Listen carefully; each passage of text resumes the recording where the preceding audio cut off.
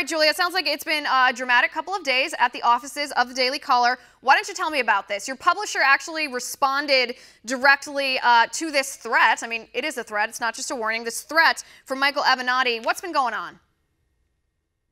Absolutely. It has been a crazy couple days at the Daily Caller, but really what this is all about is all of the Michael Cohen stuff that Avenatti has been talking about, those things seem to be completely out of context for who he really is.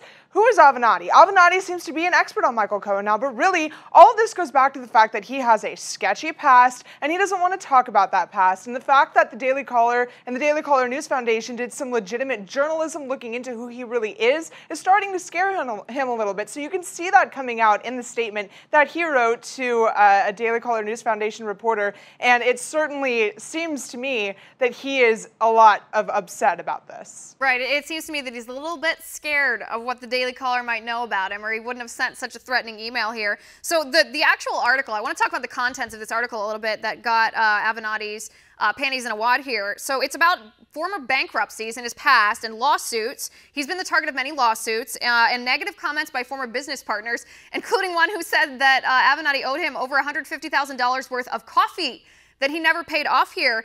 Julia, there's no evidence, and there's no evidence whatsoever that any of these claims made by the Daily Caller are anything other than true. Did Avenatti provide any evidence to counter the claims made in your articles?